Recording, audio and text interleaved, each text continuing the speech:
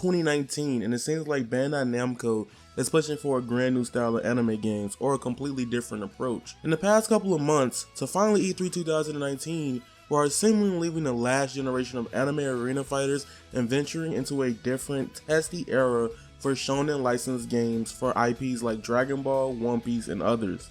In 2019, we finally got an open world like action RPG for One Piece called One Piece World Seeker, and since then it has had mixed reception. The game has done some great things for One Piece, and not only that, but a potential step forward for anime games in general.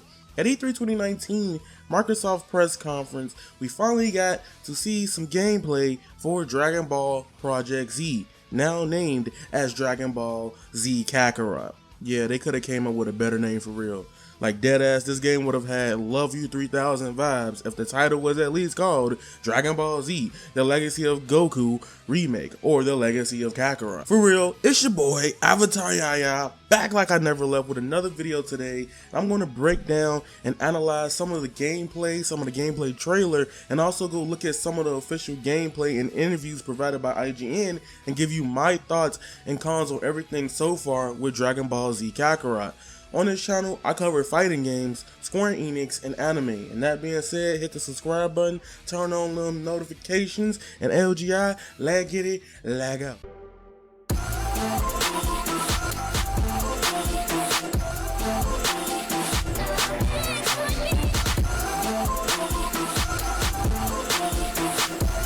Now, I want to say off rip that one of my friends and subscribers on the channel, he actually went to E3 and played this game. Since me and him share the same opinion on the game, his first take was that it was so fun and it's really great.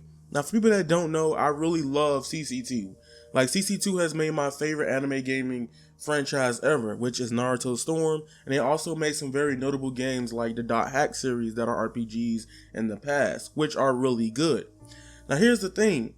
I want to say that he thinks the game is really phenomenal, and me looking at the gameplay, I know I'm going to enjoy Dragon Ball Z Kakarot. I'm already on the wave with the game. Like, I think the game is something that I always wanted. I know I'm kind of disappointed in a way that it doesn't touch on Super, because then it could have just been really, you know, potentially a massive game. But this to me might be the length of, if you ever played these games, Naruto Rise of Ninja or Naruto The Broken Bond. You can beat them in like a day or two, depending on how you play it, and then the side missions might be really fun. My only problem with the gameplay is I want the world to be more fleshed out. I want to see a little bit more in the world. Like, yeah, you could have stuff to do in the world, but if it doesn't give you that vibe, like I'm in a Dragon Ball like environment, cool. Prime example is one huge problem with One Piece World Seeker is that you never see any NPCs around or anything of that nature. It's just like really like dry, and you just literally got beautiful scenery with nothing in it. That's one thing I really hope Project Z does. I'm gonna call it Project Z or DBZ Kakarot, just know I'm talking about the same game. Another thing I want to state with this game is literally I want to know how the RPG mechanic of the game work, because you know in most anime action RPGs, or at least in these games, they are probably like cheap out in one of the most pivotal areas. That's something that happened heavily with Jump Force 2 and all anime games besides like Black Clover and Dragon Ball Fighters from like 2017, 2018. But hear me out. So in the RPG, you level up, you get new moves, you get different things. I don't want it to feel repetitive. That's one thing. I don't want the combo to be the same way or constantly. I want them to make it to where you have basic combos that can do stuff, and if I level up, I get a different chain of moves, attacks, things of that nature. That's my key point. We need that. I need to know what's the benefit of leveling, because if I could blade through the game without actually having to grind, there's really no point. Like, say if I get to like level 25, right? I should have the ability to do Goku's Dragon Throw, you know, the little grab, he spins you around and toss you, and that does a pretty considerable amount of damage, or at least based on the level scaling. How as in other like games or like Kingdom Hearts, for example, you get to a certain level, you unlock a new combo finisher or a combo ability. Same thing applies here as well. Now let's get right into the gameplay. Some of the stuff I saw in the gameplay that Bandai gave off for Raditz. This gameplay is provided by PS360 HD2. Now, what's good? Let's get right into this. So You can see Goku and Piccolo do a support attack, where it looks like Goku both goes in for rush or normal attacks and then ended off with a flashy Kamehameha in Piccolo's Masenko. It can't be Light Grenade because it takes mad longer to charge before firing, and that would just be really immersive breaking if you know that character that well.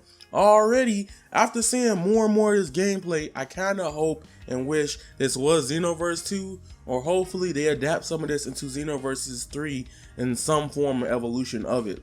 Next up is how transformation or power-ups work. So apparently, looks like Goku is using some form of potential unleash since he is fighting Raditz. You would know in the Dragon Ball lore that he doesn't or hasn't used Kaioken really until he fights Nappa. In the gameplay, you see a yellow golden light gauge that depletes as he uses his form. Hopefully, this is maybe another potential concern of mine, just a little nitpicky one, that this is not the case for Super Saiyan after the Frieza arc. Yeah, for people that don't know, Geekdom has confirmed that the game does not stop at the Frieza arc. This is not a burst limit. Okay, he has confirmed that the game will go up to Majin Buu, so it covers all of Z at least, and I'm really excited about that. And generally, I hate losing my transformation over a period of time. I prefer making the requirements harder to turn Super Saiyan and keeping the transformation throughout battle, instead of constantly going back to base form. Now, another skeptical thing that people are not talking about, what makes this kind of unique to me, is that will each Super Saiyan form have a different moveset? Because the moveset you see in the trailer versus what you see in the gameplay with base Goku, the combo structure is completely different, or at least the animations wise. So legit, I'm really excited for this combat. I think this game is going to be probably one of the best anime games since like Storm 4 Xenoverse 2. I don't really count fighters because I treat fighters as a fighting game, not as a typical anime game.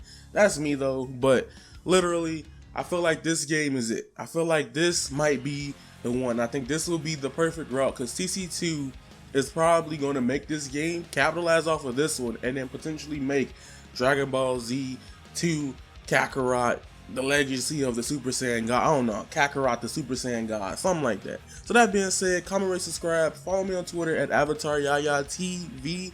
All descriptions, links is down in the description below. Remember, you guys are golden, and that is raw. Squad.